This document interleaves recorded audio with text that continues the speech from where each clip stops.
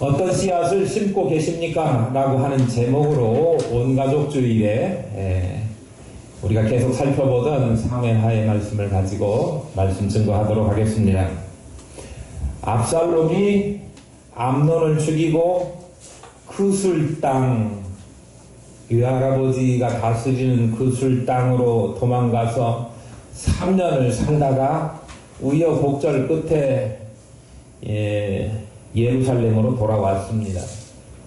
막상 압살롬이 예루살렘으로 돌아왔는데 2년이 지나도록 아버지 다윗 왕이 압살롬 아들을 만나주지 않으니까 요압을 중간에 내세워가지고 아버지 보고 좀 나를 좀 만나주라고 해라 라고 중재자 역할을 하도록 그렇게 요압을 불렀습니다. 그런데 요압이 불러도 오지를 않습니다. 재차 불러도 또 오지를 않으니까 요압 이놈이 왜 안 오지? 괘씸하게 너 안 오고 백이나 봐라 하고 요압의 보리밭에 그럴 때는 불을 질렀다 이렇게 하면 안 되고 불을 싸질러 버렸습니다.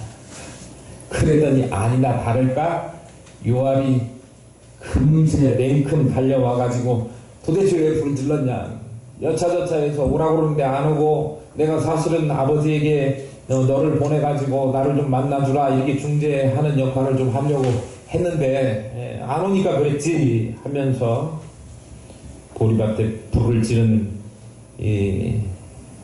압살롬이 요압에게 설명을 합니다. 요압이 다윗 왕에게 압살롬의 뜻을 전합니다. 시간이 그만큼 지났고 또 분위기를 보아하니 자기 아들 압살롬을 좀 봐줘야 되겠다 라고 하는 생각이 들어서인지 아무런 조건도 아무런 회개의 반성의 말도 반성문 한 장 받지 않고 그를 그냥 입맞춤 하면서 용서해 주었습니다. 표면적으로는 부자지간에 아무런 문제가 없이 다 잘 해결된 것처럼 보였습니다. 화해와 용서가 이루어진 것처럼 보였지요. 오늘 그 일이 있은 다음에 그 후에 라고 하는 말로 본문이 시작합니다. 그러니까 그 후에 라고 하는 말은 무슨 말이냐 그러면 입맞춤을 한 후에 뭔 입맞춤이에요? 회개와 화해의 용서가 있었던 다윗과 다윗과 압살롬의 입맞춤이 아니라 그런 아무런 전제 조건도 없이 표면적인 입맞춤만 있었던 그 일 후에 그런 말이에요. 그 후에 다윗이 압살롬을 용서한 그 후에 압살롬은 딴 마음을 먹게 되었습니다. 그것도 자기 아버지에 대해서 은밀하게 자기 아버지가 왕인데 그 왕자리를 자기가 차지하려고 반란을 꿈꾸게 되었습니다.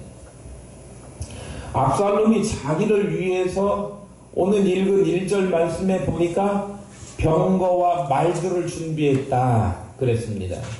앞으로 반란을 일으킬 때 뭐가 필요해요? 힘이 필요하잖아요. 그러니까 군사력을 증강시키려고 자기를 위해서 병거와 말을 준비했고 그리고 호위병 50명을 세웠습니다.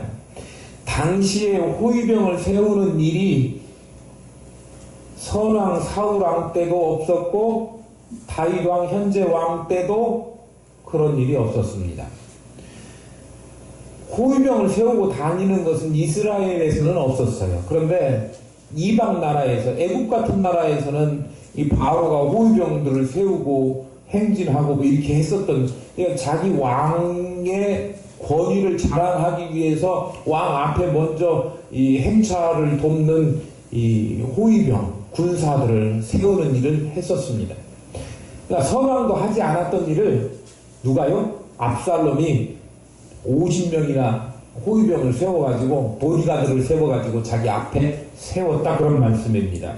그렇게 세우면요 어떤 분위기가 생깁니까? 여러분들 연예인들 올 때 막 보디가드들 나가고 쫙 길 터주고 누가 오면 막아주고 그러면 그 연예인 별것도 아닌 사람인데 엄청나게 대단한 사람이 오는 것처럼 느껴져요.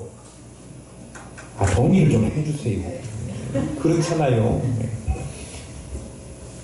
그런데 사실 지금 이 압살롬은 이제 겨우 표면적으로나마 가택연금 받을 수밖에 없는 그 암논을 죽였던 죄에서 그냥 용서 사면을 받은 그런 상태인데, 이놈이 사면 받은 지 얼마나 됐다고 자기 나름대로 사병을 모으고, 그리고 자기 앞에 뭐예요? 군사들, 보디가드들, 호위병들을 50명씩 세웠다, 그런 말씀이에요. 역대 왕들도 하지 않았던 일들을.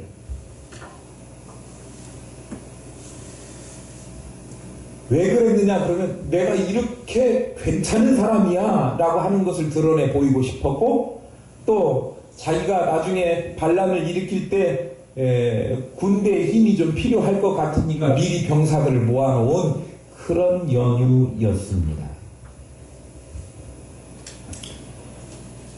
그리고 그가 또 한 일이 뭐가 있느냐 그러면, 자기의 주변에 자기를 과시하기, 위용을 드러내기 위해서 자기를 치장하고 그렇게 보여지게 하는 것을 한편, 그렇게 한편 또 한 방면으로는 사람들의 마음을 자기 편으로 만들려고 하는 그런 작전을 세웠습니다. 민심이 쏠리게 되면, 지금 한 50일 남았나요? 서울시장 선거하고 저 부산시장 뭐 또 새로 뽑는다고 하는데, 그러면 그 선거에 나온 출마한 사람들이 뭐 얻으려고 그래요? 사람들의 마음, 민심을 얻으려고 하지 않습니까? 그래서 그 사람들에게 막 뭐 가덕도 신공항을 막 하자는 둥 하지 말자는 둥 막 그런 이야기도 하고요. 또 내가 서울시장 하면 뭐 잘하겠다고 서울시장 하는 사람이 꼭 대통령 나오는 것 같지만 그렇게 공약을 내세우고 그렇게 하더라고요. 왜 그러냐 그러면 사람들의 뭘 얻으려고, 마음을 얻으려고. 내가 대통령이 되면 막 보편 지원금 막 보조금 이런 거 더 많이 주겠다 막 하는 사람도 있고요. 정신없어요 이제. 누가 그랬는지도 모를 정도로. 왜 그래요? 민심을 얻으려고. 그런데 이 당시의 민심은요 어디로 흘러가고 있었느냐 그러면, 다윗이 사울로부터 나라를 물려받아 이스라엘을 통일 왕국으로 만들면서 적지 않은 전쟁을 치러야 됐지요. 우리 살펴보지 않았습니까? 적지 않은 전쟁을 치르려면 왕이 자기 사제 털어서 전쟁 치르는 것이 아니고 백성들로부터 뭘 얻어야 돼요? 세금도 걷어야 되고, 또 백성들로부터 군인으로 오라라고 징병도 해야 되지 않습니까? 그런데 이것이 전쟁이 한 차례만 있으면 그냥 그러려니 하고 넘어가지만, 이 나라를 위해서, 나라를 부강하게 하고 나라를 지키기 위해서 하는 일이라고 좋은 명분이라고 하더라도 이게 여러 번 반복되면 그 다음에는 그 일이 너무나 힘들어지는 거지요. 내 자식 군대 보내야 되고 내 남편 군대 보내야 되고 걱정이 텐션이잖아요. 그리고 내가 가지고 있는 농사 지은 것들 막 불량비 내놔야 되고 세금 내놔야 되고 이러니까 그런 일이 여러 번 반복되다 보니까 이제 그게 불만이 쌓였어요. 그러니까 그런 것 때문에 나는 내가 이렇게 많이 내야 되는지 이거 너무 불공평한 것 같습니다 라고 하는 재판, 송사를 걸어요. 송사를 걸으면 그 송사에 대해서 나라에서 판결 뭐라고 하겠습니까? 송사할 때 누가 제일 먼저 판결하죠? 십부장이 먼저 하겠죠? 십부장한테 가서 나는 우리 아들 지난번에 큰아들 보냈는데 둘째 또 보내야 돼? 그거 아닌 것 같아 해가지고 하면 십부장이 뭐라고 판결하겠어요? 나가 또 전쟁해야 되니까 보내는 게 맞아. 네가 잘못이야. 보내. 아니 나는 억울한데요. 안 돼. 그러니까 또 위에 누구한테 가요? 50부장.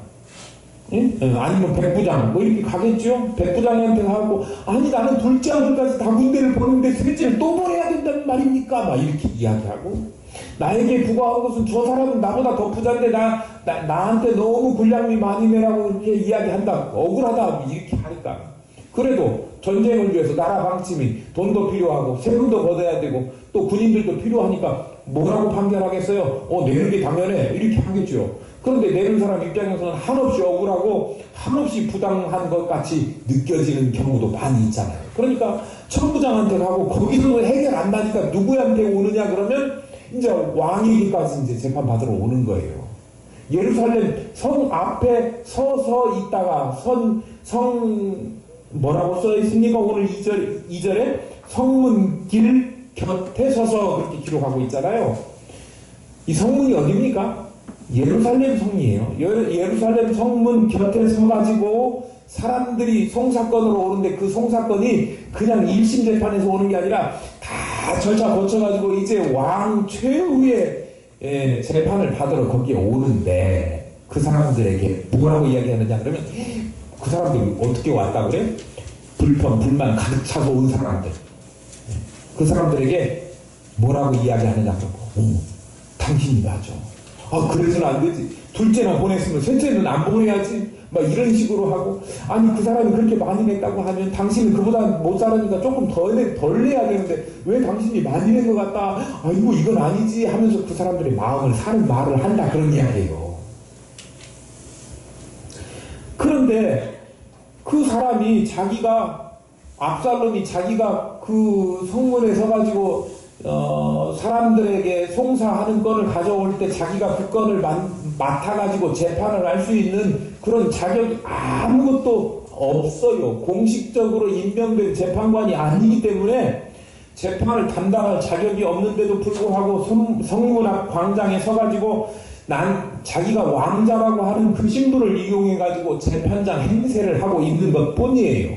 그런데 그게 그래도 사람들이 자기 말에 동의해주고 공감해주고 그러니까 사람들이 그 이야기를 왕자가 하는 말을 어떻게 들어요? 좋게 들어요. 아이고 이런 왕자가 차기 왕이 되면 너무 좋겠다. 그렇지 않습니까? 예. 그러면서 그 사람들이 어디 출신이냐 그렇게 물어봐요. 어디 출신이냐라고 물어보는 것은 정말 어디서 왔는지 그게 궁금하기도 하지만 자기가 이렇게 꼼꼼히 속이 있었기 때문에 출신지를 물어본 것 같아요. 옛날에 출신지 물어보면 되게 뭔 이야기예요? 전라도에서 왔어요? 경상도에서 왔어요? 그런 얘기 안 하고 어느 지파에서 왔어요? 그런 이야기 하잖아요. 그러면 어느 지파 사람들이 날 지지하고 어느 지파 사람들이 지지하는 것이 조금 더 한다. 그런 것도 판단을 하고요. 또 어디서 왔느냐 그거부터 물어보는 게 제일 사람들한테 말 붙이기가 쉬운 말 아닙니까? 어디서 왔어요? 야베스 지파예요. 이름 이제 거기서부터 말하기 시작해가지고 그 사람들이 하는 말에 무조건 하고 두둔하고 그리고 그 사람들의 환심을 사가지고 자기 자신을 지지할 수 있도록 그런 기반을 만드는 일을 했다 이거죠. 압살롬이 머리는 꽤 좋은 것 같아요. 예, 이런 거 머리 쓰는 거 보면요. 그런데 자기 지지 기반을 만들면서 흔들어서는 안 되는 아버지까지 흔들어요. 어차피 반역이 아버지에 대한 반역이니까 그럴 수밖에 없기는 하지만 3절 한번 보십시다. 3절. 압살롬이 그에게 이르기를 보라 내 일이 옳고 바르다마는 내 송사를 들을 사람을 왕께서 세우지 아니하셨다 하고 그랬습니다. 송사하러 온 사람에게 붙들고 네가 그 일 이야기하는 거 보니까 네가 다 맞는 이야기야. 네 주장이 맞아. 네 억울함을 내가 알겠다. 그렇게 이야기를 하면서 동의를 해준 다음에 뭐라고 이야기하느냐 그러면 네 말이 맞긴 한데 네 이야기를 들어줄 사람을 왕께서 세우지 않았다. 그렇게 이야기해요. 정확하게 한번 보십시다. 내 송사를 들을 사람을 왕께서 세우지 아니하셨다. 무슨 말일까요? 왕이 재판관을 세우지 않았다라는 말일 수도 있어요. 이 중의적인 문장이라고요. 똑같은 문장이지만 해석이 둘로 가능하다고. 왕이 재판관을 세우지 않았다라고 하는 문장일 수도 있고요. 또 하나는요. 네가 아무리 억울하지만 그 억울한 이야기를 100번 이야기해도 네 이야기에 동의해줄 재판장은 아무도 없다. 그런 이야기일 수 있어요. 몇 번째 이야기가 더 클 것 같아요? 가능성이? 2번 이야기일 것 같아요.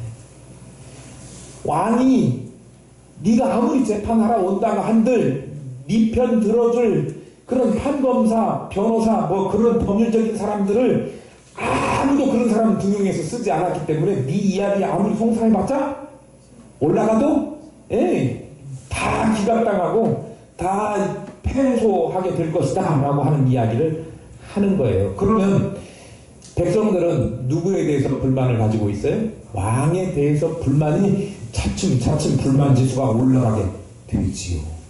반면에 내가 만약에 왕이라고 하면, 내가 왕이 되면 그런 재판에 대해서 완전 정의롭게 그렇게 재판할 텐데 라고 이야기합니다.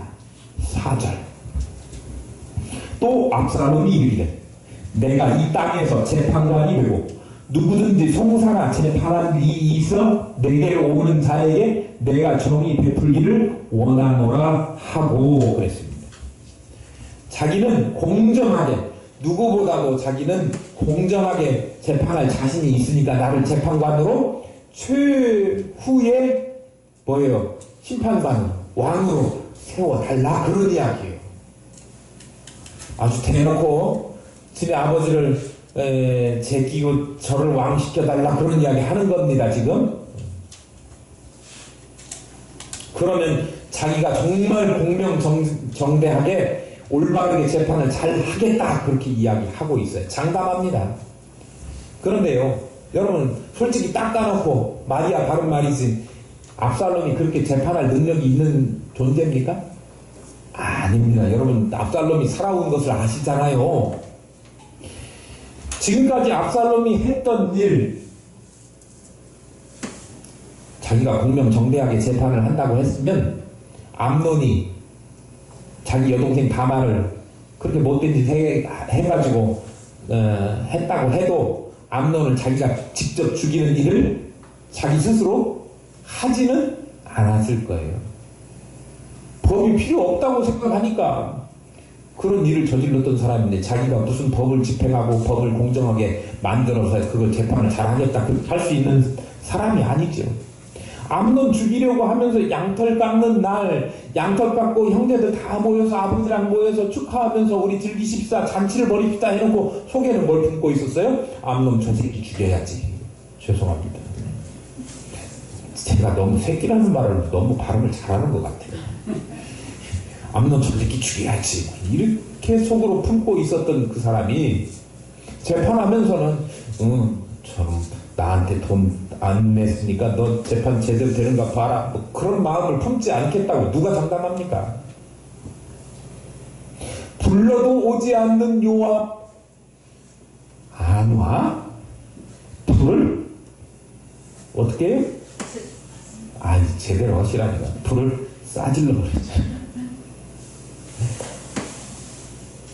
수단과 방법을 가리지 않고 요압의 보리밭에 불까지 질렀던 일들을, 역대 전력을 살펴보면 바른 재판을 할 만한 그런 공의가 그에게는 1도 없는 사람이 바로 압살롬입니다. 그런데 백성들에게 그렇게 입에 달린 소리를 하면서 공정한 재판을 하겠다, 우리 아버지 다윗은 아무리 훌륭한 왕이라도 그런 일을 아직까지 하지 못했고 그렇게 하실 수도 없으니까 내가 왕이 되고 내가 재판관이 돼야 되겠다, 그런 이야기 하고 있는 거예요. 게다가 그술에서 돌아오면서, 그술로 도망간 이유가 뭡니까? 형 죽여서 살인죄 때문에 도망간 아닙니까?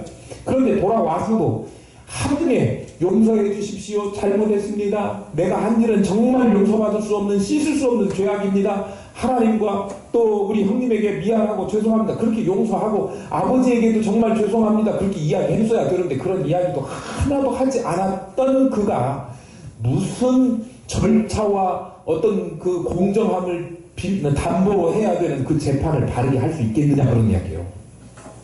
전혀 그럴 수 없는 그런 인물이에요. 그런데도 압살롬은 자기를 뭐라고 이야기해요? 자기 자신은 그렇게 악하고 추하고 그런 과거와 또 현재도 그런 마음을 품고 있으면서도 밖으로는 자기는 공명정대 정의 그리고 바르게 일할 미래의 지도자, 그렇게 아주 멋지게 포장하고 있어요.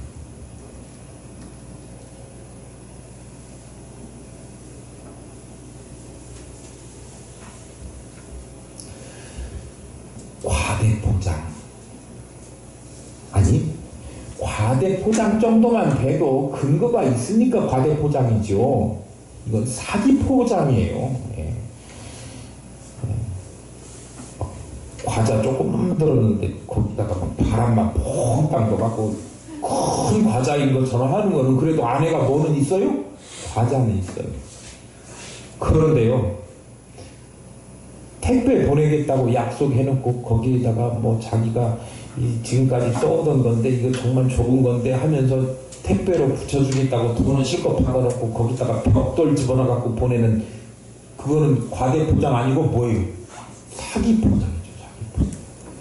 압살롬 자기 마음속에는 형 죽이고 재판하기 위해서 수단과 방법, 자기 살아남기 위해서, 돌아오기 위해서, 아버지를 만나기 위해서 자기 수단과 방법을 가리지 않고 자기에게 없는 거 무조건 하고 막 과장이 아니라 사기로 그 기록한 것이었고, 지금 백성들한테 하는 이야기도 뭐냐 그러면 내가 왕이 되면 그렇게 하겠다 그랬지만 사실은 아닌 거잖아요.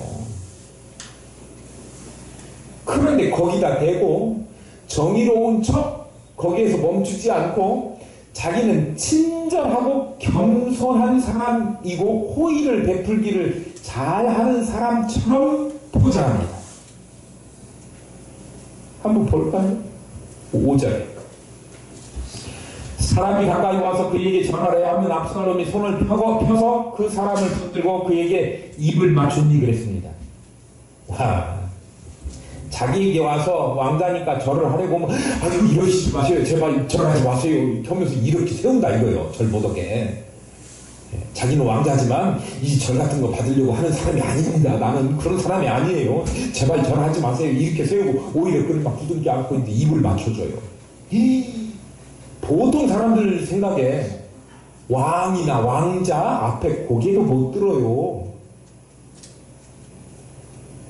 그런데 그런 사람들 앞에 가족이나 동료나 친구처럼 다가가지고 안아주고 입 맞추고 포용해주는 그것을 보면, 그것을 당한 사람이면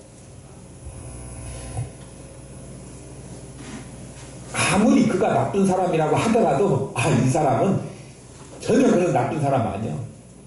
이 사람은 앞으로 무슨 일이 있어도 정말 백성들을 따뜻하게 사랑해 줄 사람이야.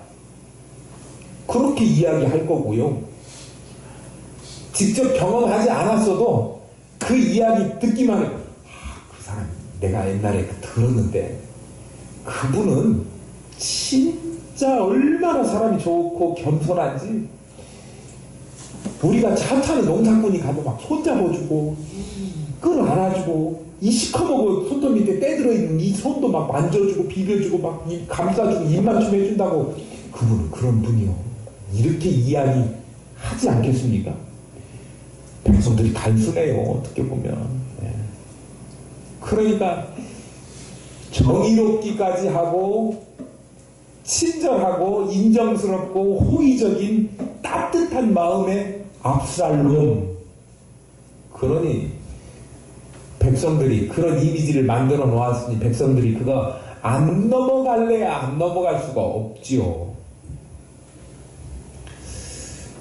정말 압살롬이 진실로 이렇게 정의롭고 그리고 또 친절하고 호의적이었으면 얼마나 좋겠습니까만, 압살롬이야말로 피 흘리게 하는 사람이었고 재앙을 몰고 다니는 사람이었습니다. 백성을 속이고 왕을 반역하려고 하는 악한 마음이 그의 속에 있었습니다.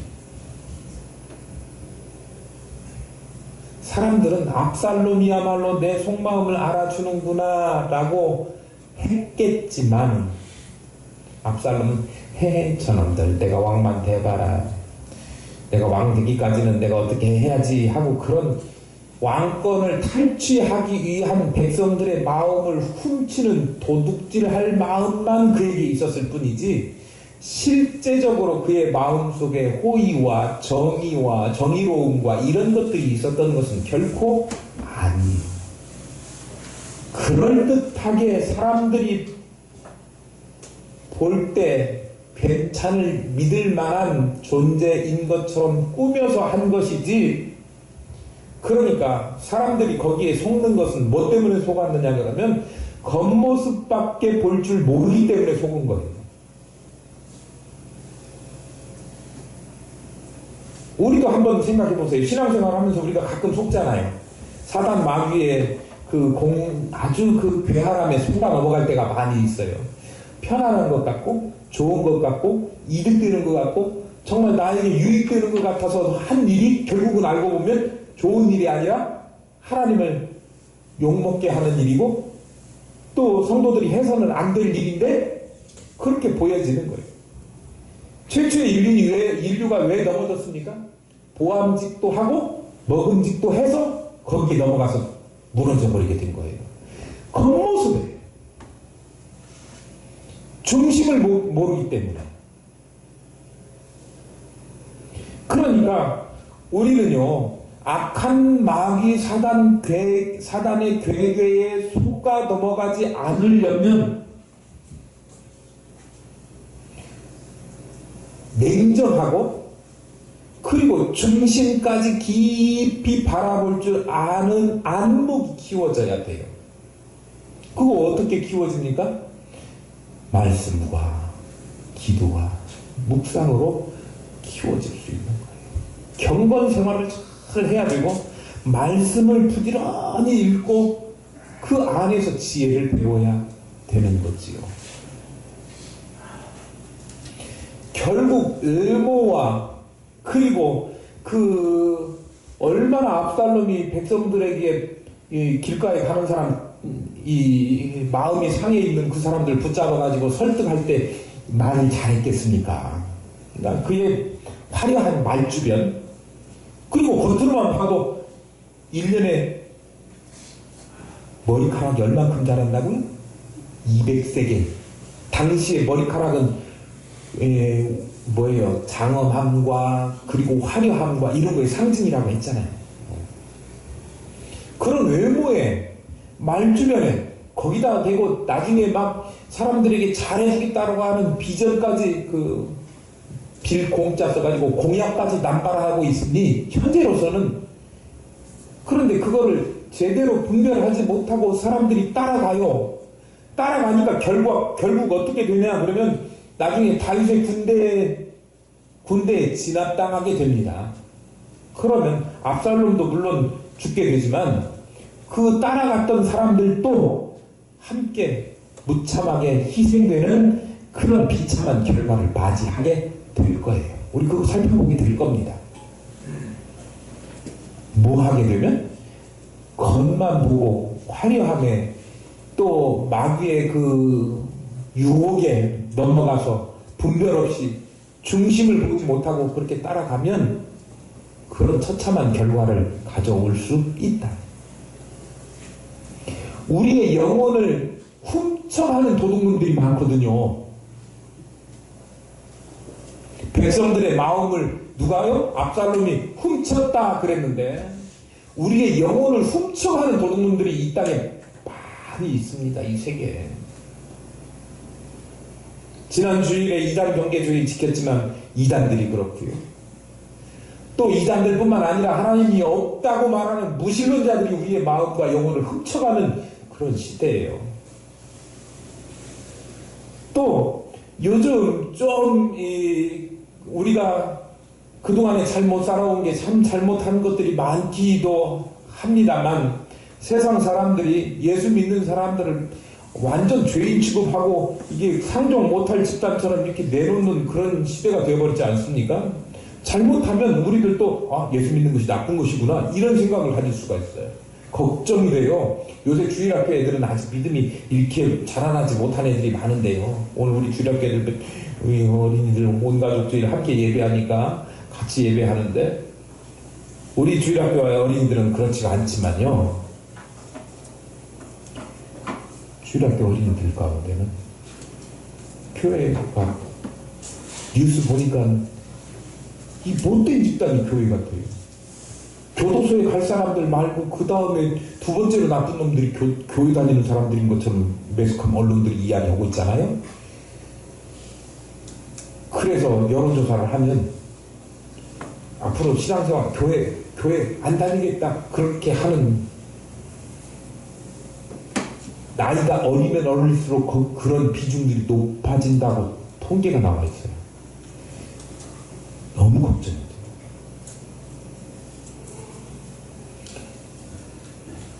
사람들이 믿음의 사람들 또 앞으로 한국 교회를 책임져야 될 우리 어린이들 세대까지도 그 마음들을 영혼을 훔쳐가고 있단 말이에요. 훔쳐가고.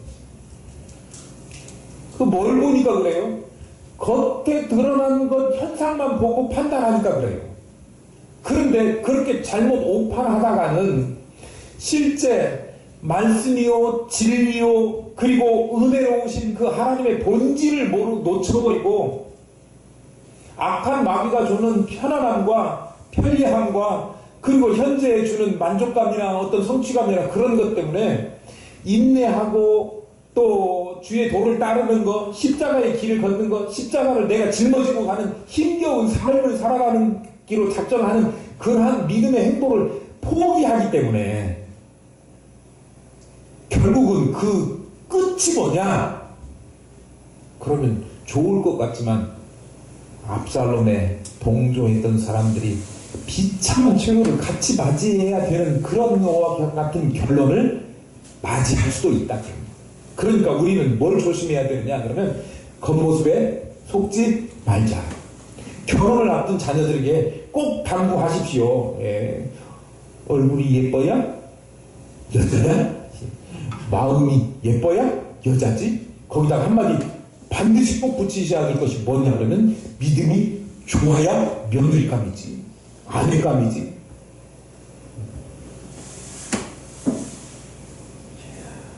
화장만 잘 했다고 해서 화장빨에 속으면 나중에 큰일 나시는 거 알죠? 겉모습보다 중심을 보는 눈을 가져야 되고요. 하나님의 약속을 붙잡고 갈 줄 아는 중심을 가지고 있어요. 뿐만 아니라 다른 사람, 다른 것에 돌아가는 것, 그 중심, 그것들을 잘 파악해야 되는 것이 우리에게 아주 중요한 일이기도 하지만 그렇다면 더불어서 중요한 것은 다른 사람이 나를 볼 때 내 중심이 바로 서 있어야 되지 않겠습니까?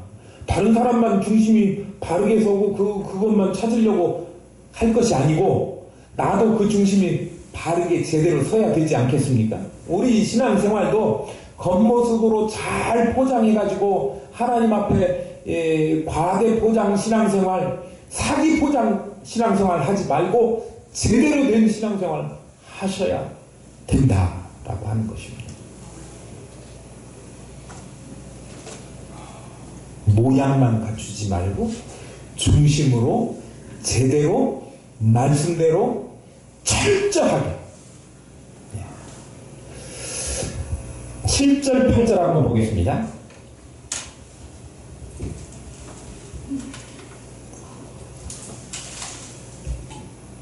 (4년) 만에 압살롬이 왕께 아뢰되 내가 여호와께 서원한 것이 있사오니 청하건대 내가 헤브론에 가서 그 서원을 이루게 하소서. 당신의 종이 아람 그술에 있을 때에 서원하기를 만일 여호와께서 반드시 나를 예루살렘으로 돌아가게 하시면 내가 여호와를 섬기리이다 하였나이다. 자, 압살롬이 4년여 동안 지금 은밀하게 준비해 왔어요. 군사력도 군대 병력도 그리고 백성들의 마음도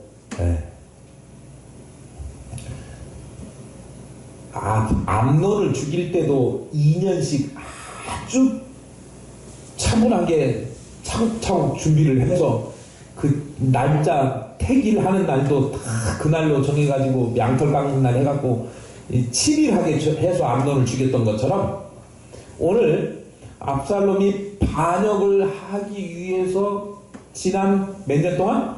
4년 동안 치밀하게 준비해왔습니다. 이제 그가 하는 짓거리 보면 정말 치밀하게 준비했구나라고 하는 것을 더 눈치채게 되실 것입니다. 어쨌든 그가 치밀하게 준비를 해왔고 그동안의 마음을 백성들로부터 살려고 되게 애를 썼고요. 그리고 마침내 이제 그걸 실행에 옮길 날이라고 생각된 날이 그날이 4년 만에 돌아갔습니다. 다윗에게 가서 이야기합니다. 아버지, 내가 헤브론을 가야 되겠어요. 내 속마음은 지금 내가 헤브론을 가서 반역을 일으켜야 되는데 현재 왕이 당신이니까 내가 이야기는 하고 가요. 나에게 가도록 허락해 주세요. 속마음은 있으면서 겉으로는 아버지 윤허하여 주시옵소서. 내가 헤브론에 가야 됩니다. 헤브론에 가야 되는 당이 있으면요. 내가 그술에 있는 동안에 내가 거기 3년 동안 있으면서 정말 오고 싶었는데 못 왔는데 하나님 만약에 그술 땅에서 아버지 땅 예루살렘으로 다시 돌아갈 수만 있다고 하면 거기 가서 하나님을 정말 제대로 한번 섬겨보겠습니다. 그렇게 이야기를 자기가 했다는 거예요. 하나님 앞에 그렇게 서원했다는 거예요. 그렇게 다윗에게 이야기해요.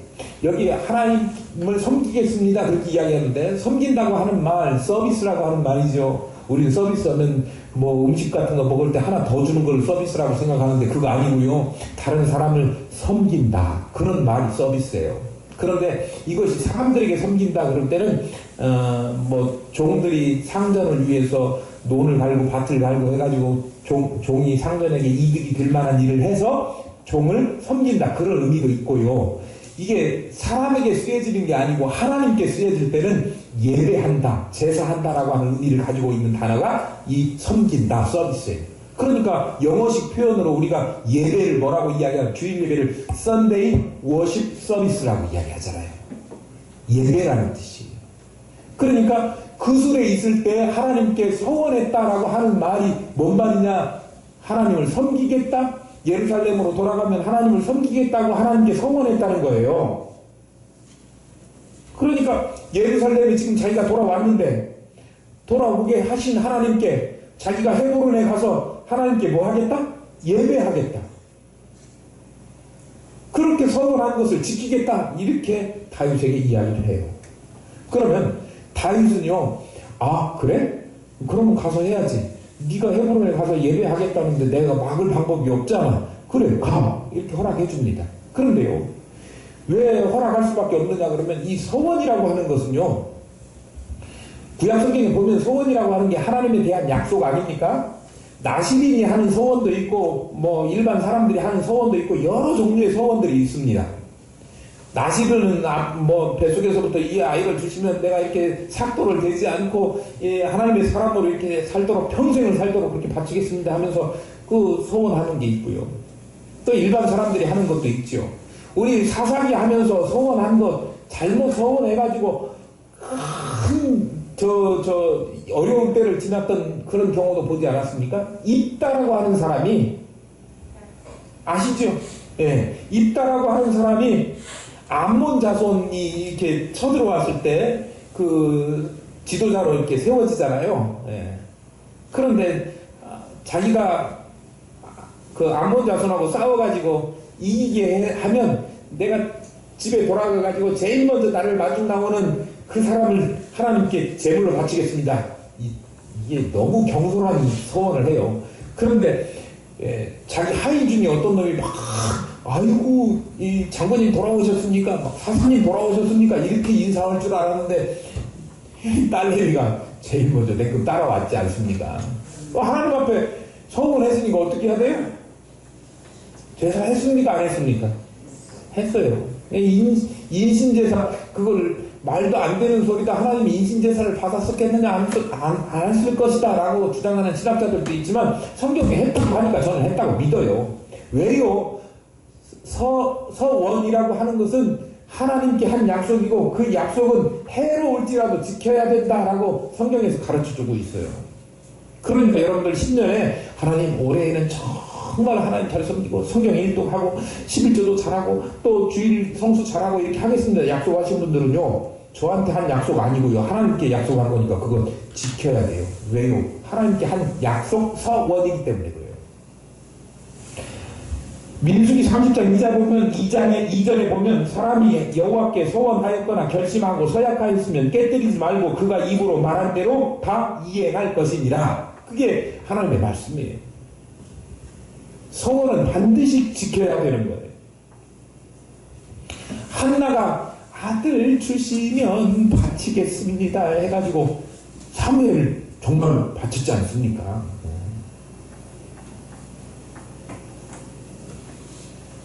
사무엘도 참 괴로웠을 것 같아요. 그것도 사무엘은 저보다 훨씬 어린 나이에 엘리 제사장에 있는 성소에 가게 되지 않았습니까? 저도 우리 어머니가 아들이 귀한 집이다 보니까 우리 아버지도 독자고 저도 아들은 하나예요. 맨 딸만 있으니까 딸 이름을 지금 지었으면 아마 딸 그만이라고 지었을지도 모르는데 그렇게 짓지는 않았어요. 그리고 낳은 아들이 저예요. 근데 낳기 전에 뭐라고 했냐면 아들 주시면 하나님께 바치겠다고 제 동의도 구하지 않고 자기가 막 혼자 막 그렇게 했었어요. 근데 하나님 앞에 서원했잖아요. 그래가지고 제가 지금 이렇게 됐습니다. 근데 어찌됐건 어떤 종류의 서원이 됐건 하나님 앞에 한 약속은 반드시 지켜야 된다. 이게 다윗이 몰랐을까요? 알았을까요? 알았겠지요. 그러니까 다윗이 그것을 알고 있는 알고 있다고 하는 것을 누구보다도 압살롬이 잘 알으니까 압살롬이 우리 아버지가 내가 소원했다고 하면 그거 거절해 못해. 그러니까 헤브론을 간다고도 막을 이유가 없어. 얼마나 이게 준비하고 생각 많이 해가지고 그 꾀를 낸 거예요.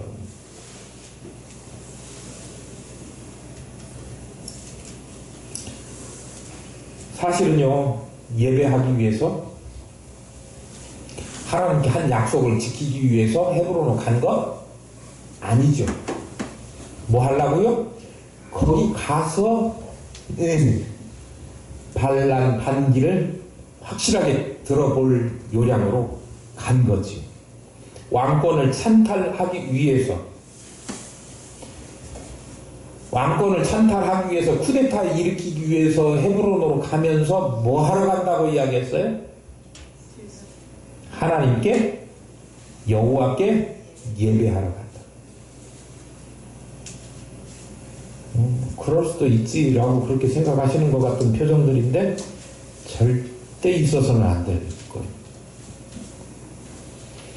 하나님께 예배한다는 명분을 내세워서 속으로는 딴맘 지 목적만 이룰 생각하고 있는 거예요. 오늘날도 신앙생활하고 예배하고 교회 출입하는 목적이 하나님을 예배하고 하나님을 섬기고 믿음의 주요 온전케 하신 예수 그리스도를 바라보려고 그렇게 신앙생활 하는 게 아니고 뭐 하려고? 장사 좀 잘해보려고, 아들 좀 좋은 여자 만나게 해보려고, 또 뭐 재혼을 위해서 뭐 여러 가지 이야기를 들어보면 가지각색의 이야기들을 많이 하더라고요. 우리 교회에 그런 분들이 하나도 없어요. 그런데 자기 욕심, 자기가 하고 싶은 일을 이루어 보겠다고 쉽게 말하면 자기의 사적인 어떤 욕심을 채우기 위해서 하나님 여호와의 이름을 이용하는 거죠. 원래 하나님 여호와의 이름은 어떻게 해야 돼요? 함부로 부를 수도 없는 거고 그 존귀하신 지존하신 이름 앞에 우리가 엎드려서 예배해야 되는 그 귀한 이름이. 그러니까 옛날에 히브리 민족들은 이 야훼, 여호와라고 하는 하나님의 이름을 감히 입으로 부르지도 못했고 나의 주님이라고 하는 뜻을 가진 다른 말, 아도나이라고 하는 이름으로 바꿔서 불렀어요. 그게 누구냐 그러면 하나님이에요. 하나님 여호와의 이름을 함부로 입에다 올리지도 못했어요. 서기관들이 그 이름을 적을 때는 목욕하고 와서 적을 정도로 그 여호와의 이름은 존귀하신 여호와 하나님의 이름이에요. 감히 그거를 사사로운 목적을 취하는데 도용할 그런 이름이 아니라 이거예요. 일반적으로 어떤 상표나 어떤 이름 같은 것을 자기가 동의해 주지도 않는데 그 사람 이름 써가지고 탁 도장 찍어주면 뭐예요? 그래서 지금 저 옛날에 장관 조금 했던 분들 가족들 이 표창장 어떻게 해가지고 재판 받고 막 있잖아요. 예. 사문서 위조, 공문서 위조, 형사처벌 받아요. 하물며 존귀하신 우리가 감히 입에다가 함부로 부를 수조차 없는 여호와의 이름을 자기 하찮은 존재, 정말 이 하나님 입장에서 보면 우리같이 하찮은 존재가 없는데도 불구하고 그런 존재, 미물에 불과한 존재임에도 먼지만도 못한 우리 존재임에도 불구하고 이 존재의 유익을 위해서, 이익을 위해서, 조금 즐거움을 위해서 하나님 여호와의 이름을 갖다가 감히 쓴다고요? 안 된다고 하는 거죠. 하나님의 이름을 자신의 유익을 위하여 함부로 들먹이고 더럽히는 자가 하나님의 심판을 면할 수 있을 것 같습니까? 그렇지 않아요. 압살롬이 나중에 어떻게 된다고 그랬죠? 상수리나무에 낙이 타고 가다가 낙이를 빠져나가고 자기 머리카락만 걸려갖고 대롱대롱 매달려 있다가 요압의 창에 맞아 죽어요. 이게 얼마나 비참합니까? 옛날에 구약시대에도 나무에 매달려 죽은 사람은 어떤 거예요? 저주받은 사람이라는 그런 저주받은 상징으로 압살롬이 죽어요. 여호와의 이름을 도용하고 함부로 사용했기 때문에.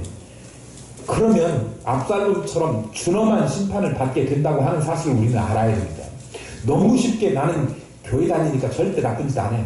사람들한테 내가 교회 다니는데 나 믿고 뭘 좀 해줘봐. 나 믿고가 아니라 교회 예수님 하나님 팔고 이야기하는 거 아닙니까? 자기가 잘못해서 실수할 수 있는 일 행여나 그런 일이라도 된다고 하면 하나님 거기다 이름 갖다 붙이시면 안 돼요. 잘 사셔야 돼요. 성도로서 하나님의 이름을 사적인 욕망을 채우는 도구로 사용하지 말아야 되는 것, 조심해야 될 일이거니와 또 하나 하나님의 이름과 영광을 훼손하지 않기 위해서 정말 조심하면서 우리가 살아야 되겠다. 이렇게 사시는 저와 여러분 될 수 있기를 당부합니다. 헤브론으로 가는 것을 다윗이 허락합니다. 허락을 받았어요. 그래서 이제 헤브론으로 갑니다. 이 모든 지파에다가 자기의 비밀 요원을 보내요. 왜냐하면 이제 왕이 바뀌었다 하는 일을 헤브론 그 지역만 알면 안 되잖아요. 그러니까 전국적으로 그 일이 퍼지도록 각 지파에 자기의 정탐꾼을 보냈다 그러는데 우리 성경 표현의 정탐꾼이지만 사실은 이 사람들은 누구냐 그러면 이 쿠데타가 일어나기 전까지는 절대 입을 열어서는 안 되고 비밀 보안을 유지해야 되고 그 일이 일어나면 확 그것을 번져가지고 세상 사람들이 정권이 바뀌었음을 알도록 해야 되는 그런 특수 임무를 받은 사람이기 때문에 정탐꾼으로 번역한 우리 성경의 의미보다는 비밀 요원이라고 이야기하는 게 더 좋을 것 같아요. 그런 사람들을 각 지파에 모두 보냅니다. 그리고 그에게 약속을 미리 주었어요. 언지를 줬어요. 나팔 소리가 나면 일제히 누가요? 헤브론에서 압살롬이 왕이 되었다 그렇게 외치라고. 그러면 이제 전국에서 나팔 소리가 듣고 이제 양강 나팔 소리가 들리면 이제 전국적으로 왕이 바뀌는 것을 알리는 거죠. 얼마나 압살롬이 치밀하게 이 반란을 준비했는지요. 어쨌든 나팔 소리가 울렸고요. 압살롬이 왕이 되었다고 선포했고요. 그리고 이제 제사를 합니다. 자기가 원래 그술에 있을 때 제사하기로 예루살렘에 돌아와서 그것이 감사해서 제사하겠다라고 했던, 소원했던 제사가 아니고요. 뭔 제사예요? 자기가 왕이 되었음을 선포하는 주기식 같은 제사예요. 그런데 자, 그 자리에 헤브론에 예배하는 자리에 참여하는 줄로만 알고 초청받았던 200명이 그 자리에 있게 되었어요. 예루살렘에서부터 따라왔습니다. 우리 몇 절입니까? 11절, 12절, 그죠? 네, 11절, 12절에 보면 예루살렘에서부터 200명이 따라왔어요. 압살롬이 반역을 일으키는 줄도 모르고 따라왔어요. 그런데요, 따라오는 사람들은, 거기에 온 사람 200명은 아무것도 모르고 따라왔지만 그 광경을, 따라오고 200명들이나 예루살렘에 온 거창한 사람들이 거기 앉아있는 것을 본 주변에 있는 사람들은요, 세상이 바뀌었구나. 저렇게 많은 사람들이 와서 압살롬의 죽이식에 참석하다니, 이렇게 판단하게 된 거 아닙니까? 그러니까 압살롬은 그것까지 머릿속에 계획하고 있었던 거예요. 반역에 동조하는 세력으로 세상 사람들이 오해하도록 그렇게 보이도록 했다고 하는 거예요. 치밀하게. 어쨌든 압살롬이 제사를 했는데, 그게 제사를 하나님 앞에 예루살렘으로 돌아오게 하셔서, 그래서 서원대로 와서 하나님 앞에 감사의 제사를 드린 것이 아니라 자기 주기식 같은 제사를 하나님 앞에 했는데, 뭐 그 제사에 대해서는 다음에 기회가 있으면 제가 또 다시 말씀드리기로 하고, 오늘 제가 말씀드리려고 하는 건, 제사 때 압살롬이 초청한 인사가 있어요. 그게 누구냐 그러면 아히도벨이라고 하는 사람이에요. 아히도벨이라고 하는 사람은 다윗의 모사였다, 그렇게 성경이 말하고 있죠. 모사라고 하는 말이 뭐냐 그러면, 우리가 모사 익숙하지 않은 단어이기 때문에 잘 모르는데요, 아주 지혜로워서 그 자기의 말을 듣고 잘 따라서 할 수 있는 믿을 만한 선생님 같은 사람이에요. 요즘 말로 말하면 어드바이서 또는 카운슬러, 여기에 해당되는 사람이 모사예요. 그러니까 다윗의 모사였던 사람이에요. 아버지 성왕의 모사였다 그러면 아버지에게 옆에서 참모처럼 정보를 주고 어떻게 해야 되는 것이 옳은 방향이라고 이야기해주고 직언하고 충고하고 조언해주는 그 사람이 아히도벨이에요. 그리고 때때로는 의논도 했겠지요. 이렇게 하면 좋겠어? 저렇게 하면 좋을 것 같아? 이렇게. 그러니까 다윗 왕의 최고의 측근 인사 중에 하나, 신복이었던 사람이 아히도벨이라고 하는 모사예요. 근데 그를 그 예배하는 자리에 누가요? 압살롬이 초청해서 불러왔어요. 다른 사람들이 볼 때 200명 온 것도 대단한데, 다윗의 최측근, 다윗에게 못하는 말이 없이 무슨 말이라도 직언해가지고 이렇게 하면 안 됩니다, 이렇게 하시는 게 좋습니다, 막 이렇게 충고하는 최측근 비서실장, 그 아히도벨을 어디로 데리고 왔어요? 자기 반역하는 그 헤브론에 데리고 왔다. 그러면 다윗의 최측근 인사도 다윗을 배반하고 압살롬이 새 나라 새 정부를 세우는 일에 뭐 한 거예요? 동참한 꼴이 돼버렸어요. 그러니까 그것만 보고도 사람들이 대세는 기울었어, 시대는 다윗이 이제 아니야, 세금만 먹고 그리고 우리에게 막 징벌만 하고 군인 모병만 해갖고 우리 아들들 다 잡아가는 그 다윗의 시대는 갔어. 우리의 억울함을 다 풀어주는 압살롬의 시대가 온 거야. 세상이 그렇게 흐르는 거지. 그런 분위기가 자자해졌고 어떻게 됐다고요? 마지막 절에 보니까 압살롬에게로 돌아오는 백성이 많아집니다. 압살롬에게는 쿠데타의 세력이 왕창 커졌고, 반면에 다윗 입장에서 보면 다윗에게는 어떤 일이 생겼어요? 신정왕국, 하나님께서 다윗을 통해서 하나님이 통치하시고 하나님의 명을 받아서 나라를 다스리는 그게 뭐예요? 신정왕국이잖아요. 신정왕국을 이루시겠다고 하는 하나님의 그 뜻이 좌절되었음을 다윗이 알게 되는 그 순간이 얼마나 속상하겠어요. 속 안 상해요? 속상하죠. 왜냐면 그 중심이 어디에 있는 사람이요? 다윗이 실수는 했어도 하나님께 있는 사람이에요. 하나님의 뜻이 좌절되는 것에 대해서 다윗은 못 견딜 정도로 마음이 상했어요. 게다가 지난주부터 너무 흥분을 많이 해가지고 이 벽이 있는 줄도 모르고 쳤네요. 코로나가 빨리 가가지고 좀 없앴으면 좋겠는데, 게다가 반역을, 쿠데타를 일으킨 그 장본인이 자기의 아들이에요. 아들이 아버지의 엎어먹겠다고 달라드는데 이게 얼마나 부끄럽고 수치스러운 일입니까? 그래서 결국은 아들 등살에 죽을까봐 자기 그 식솔들 거느리고 도망쳐요.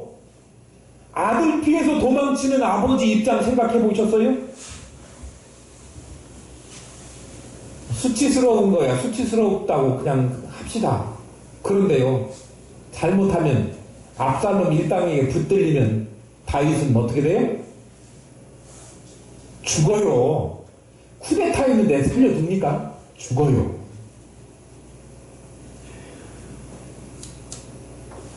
자신의 생명이 경각에 달린 처지가 되어버리고 만 것입니다. 왜 이 지경까지 왔습니까? 정말 우리가 10장까지 살펴볼 때 다윗은 어떤 사람이었습니까? 하나님 앞에 정말 승승장구하고 하나님 앞에 쓰임받는 용맹하고 지혜롭고 신실한 다윗이었어요. 여기까지 오지 않았어요. 왜 그렇게 됐어요? 아이도벨이 누구예요? 모르시죠? 11장 3절에 보면요, 아이도벨은요, 아이도벨에 대한 단서를 찾을 수가 있는데, 엘리암이라고 하는 사람의 아버지가 아이도벨이에요. 그러니까 아이도벨, 그의 아들이 엘리암, 엘리암의 딸이 밧세바예요. 밧세바. 그러면 밧세바의 할아버지, 응? 할아버지가 아이도벨이에요. 그러면 밧세바가 자기 손녀딸이 결혼해가지고 장군이 된 그 남편하고 이렇게 잘 살고 행복하게 살고 있고 자기 일 잘하고 있는데, 어느 날 왕이라고 그놈이 대다가 말을 못하겠네요. 대다가 그냥 그렇게 해갖고 자기 사위가 죽고, 그러면 속으로 무슨 생각하고 있겠어요? 아이도벨이? 자기가 모사로서의 다윗에게 뭔 역할을 하고는 있지만 속에 항상 그 앙금은 가지고 있는 거 아닙니까? 그런데 그런 사람인 것을 압살롬이 미리 꿰뚫고 이번에 정말 제대로 한번 나라를 세워봅시다 라고 하는 압살롬의 설득에, 그리고 옛날에 그런 일도 있지 않겠습니까? 그런 억울한 일이 더 이상 이 나라에 있어서는 안 되겠습니다. 우리 다시 한번 해봅시다 해가지고 압살롬이 그 자리에 헤브론으로 아이도벨을 데리고 왔다고 하는 거예요. 그러니까 쿠데타 세력은, 백성들은 막 점점 압살롬의 세력은 커져버렸고 다윗은 쪼그라들었고 도망가는 처지가 되어버리거든요. 아들한테 생명이 경각에 달릴 수도 있는 그런 상황이 되었습니다.